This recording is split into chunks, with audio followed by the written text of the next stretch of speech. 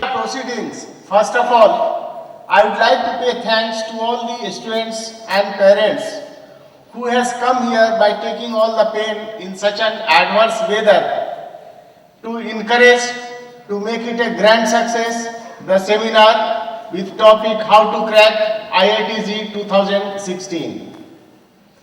I request everybody to greet everybody and give a big hand applaud for each parent and student. The student of that first batch is present here on dais, Mr. Sandeep Mehta. I request you to give applaud for Mr. Sandeep Mehta. He is the first batch student of Vidya Mandir classes and he still continues with Vidya Mandir classes. Besides this, when we talk about any organization, one thing very important that we think that what is the result of the organization, what is the output, how they have delivered the things in past 20-25 years. I do not go in details, but I will just share with you. You will agree that figure always speaks louder than the words. And we believe in figure. Vidya Mandir classes has always given a very high percentage of result. We do not count in numbers, we count in percentage, and from last 25 years, the percentage is quite on higher side. If you compare it with any other organization, it is simply excellent. Today, I have the pleasure, and really I find myself fortunate enough that I am introducing, in fact he does not need introduction, but even then I take this opportunity to introduce our founding director, Mr. Bij Mohan Gupta, affectionately known as Bare Bhaiya. He is the founding director, guru of gurus, and he is the man who laid the stone of this Vidya Mandir classes. Just after passing his IIT, he took teaching as a full-fledged profession. And he is recognized in JEE preparation industry as a guru for chemistry. His vision and dedication of 25 years has resulted Vidya Mandir classes today as being leader in preparation of IIT-JEE.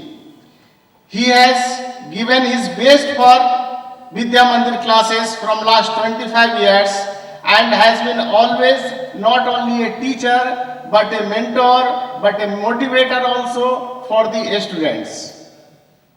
Beside him sitting, as I have already informed you, Mr. Sandeep Mehta, he is managing director for Vidya Mandir classes, and his most cordial and systematic approach is the result of his excellent administrative skills. His love and affection with the students has contributed a lot to Vidya Mandir classes, and we have been able to make successfully a towering structure of Vidya Mandir classes. I know you all have come here to listen Bare Bhaiya, and everybody is eagerly waiting for that. So with all due respect, I take this opportunity, I request Bare Bhaiya to give his blessings to the students. आप सभी से गुजारिश है, जोरदार तालियों के साथ बड़े भैया का स्वागत करें।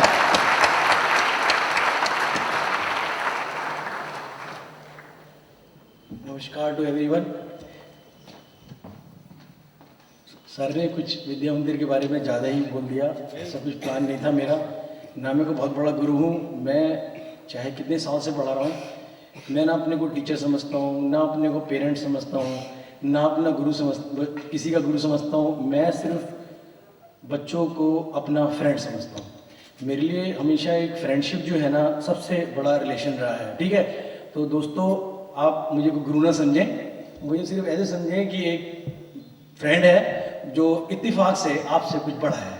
कुछ आपके पेरेंट्स हैं, शायद मेरी ही उम्र के होंगे, तो मैं उनका भी फ्रेंड हो जाता हूँ। ठीक है, तो ये सब इन बच्चों का मन था कुछ विद्या मंदिर में मेरे बारे में बात करने की, वो बात ख़त्म हो गई है। हमें आपके बारे में बात करनी है थोड़ी देर, और थोड़ा आपका जो सपना है, आपका जो मिशन है, उसी के बारे में हम बात करना चाहते हैं। यही आज के मतलब हमारा जो एक कह सकते हैं कि गेट टुगेदर, जैसे मित्र होते हैं मिलते हैं, गेट टुगेदर। मेरे लिए थोड़ा इंग्लिश वगैरह बोलना ज़्यादा अच्छा नहीं है, मैं आपकी मातृभाषा का इस्तेमाल करूँगा। मैं हिंदी मीडियम से पढ़ा हूँ, 10th के बाद मैं इंग्लिश से करा, तो मेरे लिए जो फ्रेंडशिप की लैंग्वेज होती है वो थोड़ी सी अपनी मातृभाषा ही होती है। और मैं यूपी से बिलोंग करता हूँ, बिहार यूपी, पुराना संबंध है उसका, तो वो आप शायद मुझे अलाउ करेंगे इस हिंदी में बात करने के लिए। आज का हमारा यहाँ आने का पर्पज़ यही था कि मैं सोचता हूँ अपने सारे एक्सपीरियंस को अगर थोड़ा सा मैं समरी करने की कोशिश करूँ। ये बाई चांस संदीप भैया मेरे साथ आए हैं, ही द फर्स्ट मतलब स्टूडेंट जो विद्या मंदिर में पढ़े, और मैंने इनको बहुत छोटेपन से देखा। तो मैंने अपनी अंडरस्टैंडिंग से कुछ समझा है कि अगर मैं थोड़ा बच्चों से ही ज़्यादा बात कर रहा हूँ, पेरेंट्स का तो मैं सिर्फ आशीर्वाद ही के लिए हूँ, तो मैंने ये महसूस किया है कि अगर हम एक बच्चा जो भी 10th में पढ़ रहा है, ज़्यादातर बच्चे मेरे ख्याल यहाँ 10th वाले ही हैं। बेटा मैं ठीक कह रहा हूँ, ज़्यादातर बच्चे 10th वाले ही हैं। ठीक है, तो मैंने अपने एक्सपीरियंस से थोड़ा सा फील किया है, शायद ही मैं 3-4 साल से ज़्यादा महसूस कर रहा हूँ कि हम एक बच्चे की अगर जीवन को ओवरऑल 4 फेजेस में डिवाइड कर सकते हैं लाइफ को। 4 फेजेस से मेरा मतलब है कि जी पहला फेज होता है बच्चे का जो एक नर्सरी से लेके 10th क्लास तक होता है, उसको मैं फेज 1 डिफाइन करता हूँ। फेज 2 ऑफ द लाइफ जो हमारे जैसे बच्चे 11th और 12th में जाएंगे, उसको मैं फेज 2 मानता हूँ। फेज 3 जो है वो हमारा जो पोस्ट स्कूल की एजुकेशन होती है, जब आप इंजीनियरिंग कॉलेज में जाएंगे, डिफरेंट टाइप के इंजीनियरिंग कॉलेज में जाएंगे, वो मेरा लगता है फेज 3। फेज 3 केवल बच्चे के अपने एक्सपीरियंस के ऊपर, अपनी डिटर्मिनेशन के ऊपर थोड़ा एक्सटेंड हो जाता है। बच्चे 4 साल के लिए इंजीनियरिंग करते हैं, फिर उसके बाद कुछ लोग MBA में जाते हैं, पोस्ट ग्रेजुएशन में जाते हैं, कुछ MS में जाते हैं, कुछ PhD में जाते हैं। तो मेरे लिए मतलब बीइंग एजुकेटेड, यानी जिस पर्टिकुलर पीरियड में हम अपनी हायर एजुकेशन को कर रहे हैं बियॉन्ड स्कूल, वो मेरे लिए फेज 3 हो जाती है। और फेज 4 होता है मेरे हिसाब से जो रियल लाइफ जो बच्चों से बात कर रहा हूँ, जिसमें हमारे अभी पेरेंट्स, हमारे बड़े भैया, ठीक है, या मैं उससे गुजर रहा होता हूँ। तो आज हम यहाँ सब बैठे हैं, जो मेरा पर्पस था कि भाई कुछ बच्चों को गाइड करना है, अपने एक्सपीरियंस को, जो इतने सालों का एक्सपीरियंस है, 25 साल से मैं पढ़ा रहा हूँ, लेकिन हम लोग थोड़े से जब स्कूल में थे, जब भी थोड़ा सा हम पढ़ाते थे बच्चों को, तो उसको शेयर करने की कोशिश कर रहा हूँ। तो हमारा जो सारा जो मतलब उत्साह है और जो हम चाहते हैं, वो इस फेज 4 को सुंदर बनाना चाहते हैं कि भाई जैसे फॉर एग्जाम्पल मैं फादर हूँ, आप सबका एक मिनट के लिए फादर हूँ, तो मैं चाहूँगा मेरा बच्चा एक अच्छी सी लाइफ जिए, अच्छा सा उसका कैरियर होना चाहिए। ठीक है जी, अच्छी सी मतलब एक वैल्यू बेस्ड उसकी मतलब लाइफ होनी चाहिए। तो वो सारा डिपेंड करता है कि आप किस तरह के इंजीनियरिंग कॉलेज से, किस तरह की शिक्षा से लेते हो, फेज 3 पे डिपेंड करता है। और फेज 3 जो दोस्तों होता है ना, वो डिपेंड करता है इन 2 सालों में, जिसमें अभी आपकी एंट्री होने वाली है स्टार्टिंग फ्रॉम अप्रैल का मंथ। तो अभी जो फेज 1 था आपका, जिसमें आप बिल्कुल लास्ट चंद महीनों के में रह गए हैं, उसमें और फेज 2 में बहुत डिफरेंस है। ठीक है, तो मैंने इसलिए डिवाइड किया 4 फेजेस में, हम समझे इंपॉर्टेंस क्या है। अभी आज का हमारा मिशन रहेगा फेज 2 पे बातचीत करना, क्योंकि फेज 3 फेज 4 जो डिपेंड करेगा कि आप कितने अच्छे से इस 2 साल के पीरियड में, जिसको हम फेज 2 कह रहे हैं, अपने समय को बिताते हैं। आप ये मानेंगे कि जो फेज बन रहा है नर्सरी से या प्री नर्सरी से, तकरीबन 12 साल का हो गया है। मतलब 10 साल और 2 नर्सरी केजी, जो हमारे दिल्ली में नर्सरी केजी होते हैं, मुझे यहाँ ज़्यादा पता नहीं क्या होता है। तो it was a very very very long period, इतना लंबा समय था कुछ कहने की हद नहीं है। लेकिन इसका पता नहीं लगता है। क्यों पता नहीं लगता है? कि इसमें थोड़ा सा जो पढ़ाई होती है ना, थोड़ा खेल की माफिक होती है, बहुत ज़्यादा तनाव नहीं होता है, एक मतलब हंसी खेल सा होता है। आप ग्रो कर रहे हो, बचपना ग्रो कर रहा है, पढ़ाई हो रही है, बहुत ज़्यादा मुश्किलात नहीं आती हैं, और पीरियड बहुत लंबा है, फिर भी ये मतलब हंसी खेल में गुजरता है।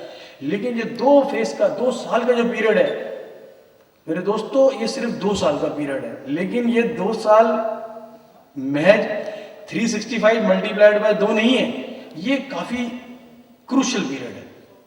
इसमें बहुत मतलब हमें उत्साह होना चाहिए, और बहुत इंटेंस पीरियड होगा हमारे लिए।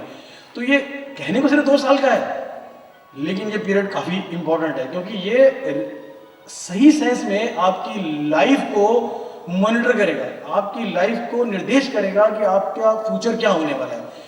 तो सबसे इंपॉर्टेंट पीरियड हम अपने इंस्टीट्यूट में या अपनी लाइफ में, मेरे बच्चे भी थे, अब तो मेरे बच्चे ग्रेजुएट होने वाले हैं, मैं उनको कहता था कि ये 11वीं 12वीं 11 12 ये लाइफ के दोस्तों फॉर्मेटिव ईयर्स होते हैं।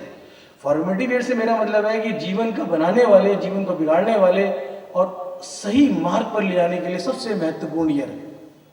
और मैं कुछ डिफरेंस लाता हूँ आपके सामने कि फेज 1 क्या था, फेज 2 कैसा रहेगा, आपको पता लगेगा कि क्यों ये इंपॉर्टेंट है फेज 2। जैसे कुछ 2-3 उदाहरण देता हूँ मैंने जब मैं ये अभी सर ने बताया कि 25 ईयर से मैं आईटी कोचिंग कर रहा हूँ, उससे पहले मैंने आईटी से इंजीनियरिंग की डिग्री लेने के बाद मुझे लगा कि मुझे इस काम में जाना है, बच्चों को पढ़ाना है। तो हमारे फादर जो फिजिक्स के प्रोफेसर थे, गोल्ड मेडलिस्ट थे आगरा यूनिवर्सिटी से, तो उन्होंने कहा इस काम को करना है तो पहले बेटा आपको एक स्कूल में जाके स्टडी करना चाहिए। तो मैंने और मेरे ब्रदर ने, जो बड़े थे 2 हम, ये तो फर्स्ट बैच का स्टूडेंट है, हमने 2 साल एक स्कूल में, डीएवी संस्था हंसराज मॉडल स्कूल, जिसमें मैं छात्र भी रहा हूँ, हमने 2 साल वहाँ पे सिर्फ एक अपने पैशन को चेक करने के लिए कि हमें टीचिंग का पैशन है भी है या सिर्फ ऐसे शौक में टीचिंग में जा रहे हैं। तो हमने 2 साल वहाँ पे किसी बिना वेतन के 2 साल वहाँ पे पढ़ाई करी। मैं 8th क्लास में पढ़ाता था, 9th में पढ़ाता था, 10th में पढ़ाता था, और 11th 12th में भी जाता था कुछ। तो मैंने सिर्फ बच्चों का कि उनका मनोविज्ञान क्या है, उनकी साइकोलॉजी क्या है, कि जब 8th से बच्चा 9th में आता है, 9th में थोड़ा सा क्रूशियल होता है, आपने ध्यान दिया